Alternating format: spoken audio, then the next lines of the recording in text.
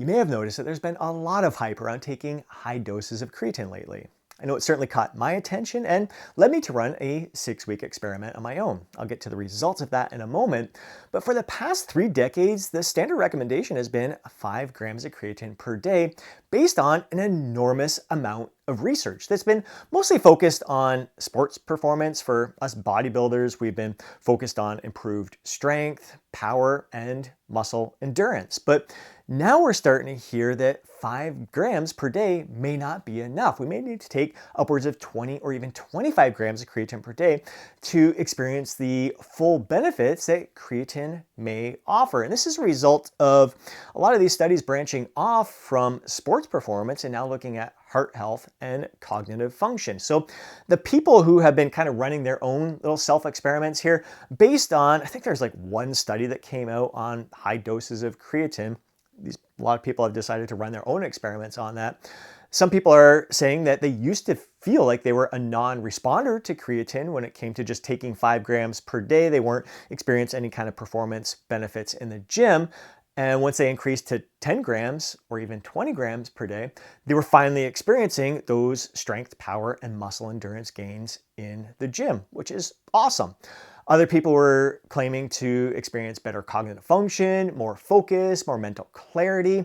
Other people were saying like whenever they get experience, like have a night where they don't get an adequate amount of sleep, on that day, if they take 25 grams of creatine, it kind of negates all the negative side effects that you would experience from not getting enough sleep. And then there's some of the claims of people saying like it's going to cure, it's the cure for Alzheimer's and dementia, which is just freaking ridiculous. So you got to really be careful with a lot of what you're hearing out there. So taking all of that into consideration, I decided to run an experiment on my own. A little backstory, I've been taking creatine since the 90s when EAS came out with their phosphagen product. So right out of the gates, as soon as that first creatine product came off the market from them, I started taking creatine. I'm taking it 5 grams per day, mostly on, but there's times where I've gone without taking it. I consider myself a non-responder. I didn't experience any kind of strength gains in the gym. I didn't experience any kind of benefit when it came to muscle endurance. What I did experience was I looked fuller. I looked bigger because like creatine will draw more water into the muscle. So a lot of people are always worried that it's going to make them look washed out or anything. It's not subcutaneous. It's not between the skin and the muscle. It's like within the muscle. So it makes those muscles look bigger. If anything, it might make you look leaner because those muscles are going to pull in tighter to the skin there. So it always makes me look fuller and more muscular when I take creatine. So I would continue to take creatine, even though I wasn't experiencing the strength gains. And then in recent years, when I started hearing more about the heart health and the cognitive benefits, I mean, that's a no-brainer for me to take creatine. Actually, it was a no-brainer before because it was so dirt cheap. It used to be like for 15 or 20 bucks, I could get like a 6-month supply. It's not like that anymore, mainly because of its rise in popularity in the past 5 years. But yeah, so 5 grams per day, a non-responder when it came to weight training. So with this experiment, I knew I wanted to ease into it. I didn't want to just jump up to 20 grams per day. I wanted to work myself up there. So I went to 10 grams per day. So 2 servings. I do 5 grams in the morning, 5 grams after my workout. And I like to dissolve it in warm water to make sure it's fully dissolved, because I know that's one of the issues that I always heard in the past is if it's not fully dissolved, that's what's going to may cause some gastric distress. It might upset your stomach if it's not fully dissolved. So I've always put it in warm water and stirred it really well to make sure it's fully dissolved. So 5 grams in the morning, 5 grams after my workout. Within 2 days, I was experiencing strength gains. Like my performance, it was undeniable that my strength was going up. And it continued. Like for the next week and a half, it was just strength just kept going up. So for about a week, I kept it at 10 grams. And then the next week, I pushed it up to 15 grams and I held there for 2 weeks.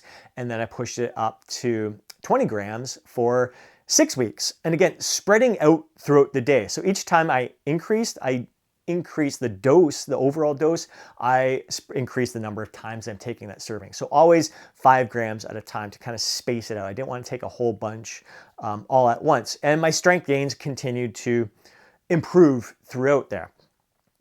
I didn't experience any kind of cognitive benefits. So 6 weeks on 20 grams of creatine, I didn't improve. I mean, my cognitive function is already pretty damn good. I'm already taking good care of myself. I'm getting great sleep, great nutrition, supplementing with other products as well.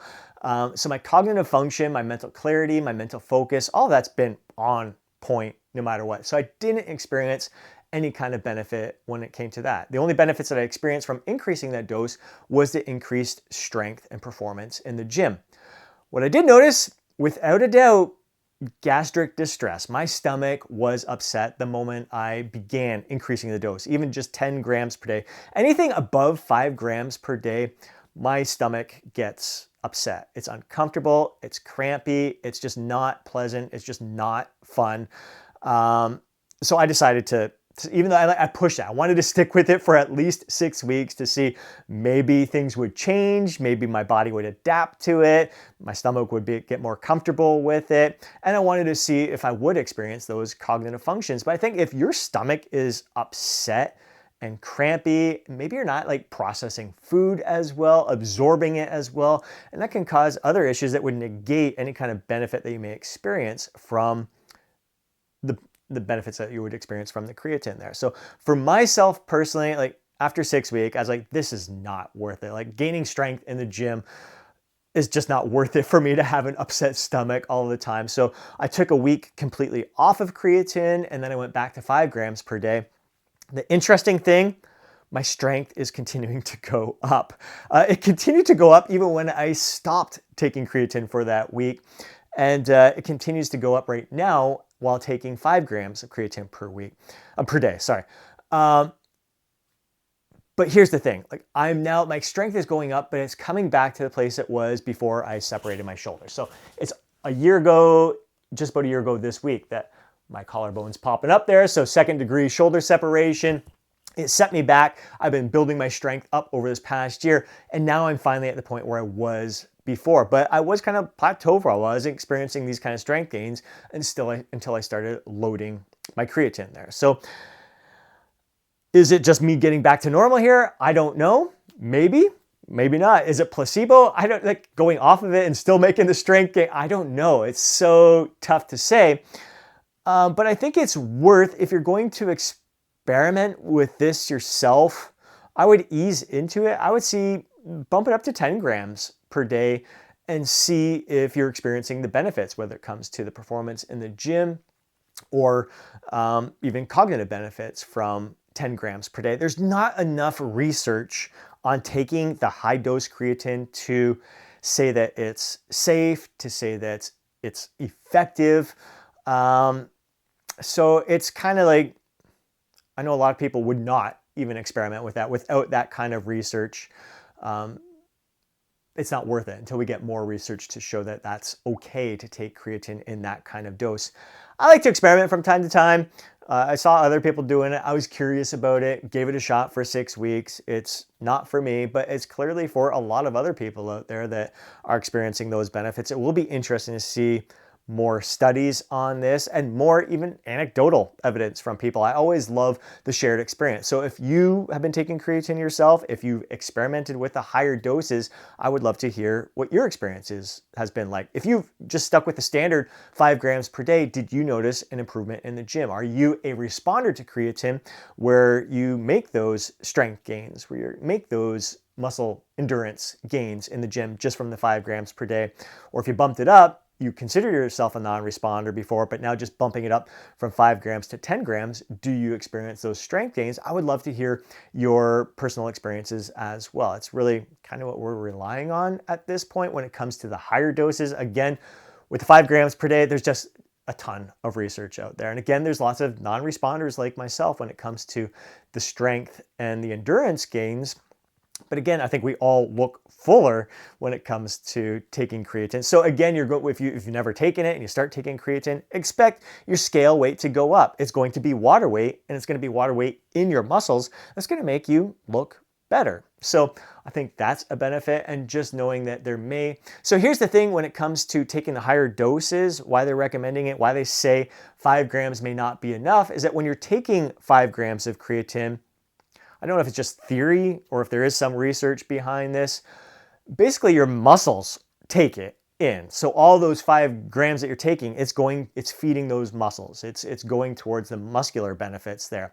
So there's not going to be any left to go to your brain to experience the cognitive benefits. So that's why you need to increase the doses so your muscles get saturated with it, and then the residual is going to go to your brain and your heart health. I don't know if that's, again, more research is definitely needed. And if you're going to experiment with creatine, even if you're already taking creatine, make sure you're getting it from a trusted source. There's just so many scammy companies out there who don't actually have what they say is in their products. So do your research. Make sure that you're going with a trusted company. Look for their lab testing results. Make sure they're third-party tested. See what kind of testing they're doing to make sure that you're getting the quality product that you deserve to get. Like what you think you're getting is actually what you're getting is incredibly important, because it's one thing to if you're going to spend your money, make sure you're spending it on something that is of quality that you can trust in. For myself personally, that company is Nootropics Depot. I've been using their stuff for a few years now. I was a customer before I became affiliated with them. So I was a customer for over a year, loving their products. The reason I went with them is because I was seeing a lot of scams out there. So I started doing my own research, looking at the most trusted companies. Nootropics Depot has in-house lab that has the most advanced technology to analyze their supplements.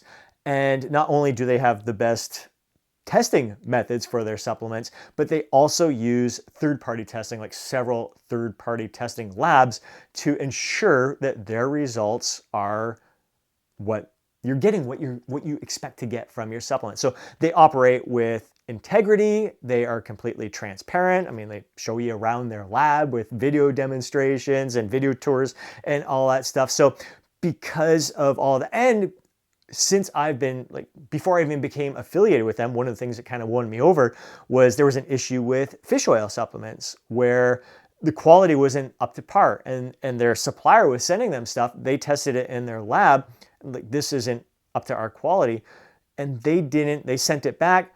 There was a time where they didn't have fish oil supplements in stock. They could make money, like a lot of other companies would be like, forget it. We got to have something in stock here to sell. They don't care about their customers. These Nootropics Depot didn't care that they were losing money by not having something to offer. They care about the quality of their supplements and that your trust is important to them. So that's why I have been proudly affiliated with them. I'll include a link down below in the description for their creatine product here, which I've been using for years now. Again, I will earn a small commission, or don't use my affiliate link, just go right to their website. I won't get anything from that. But yeah, you see, these are the supplements that I use.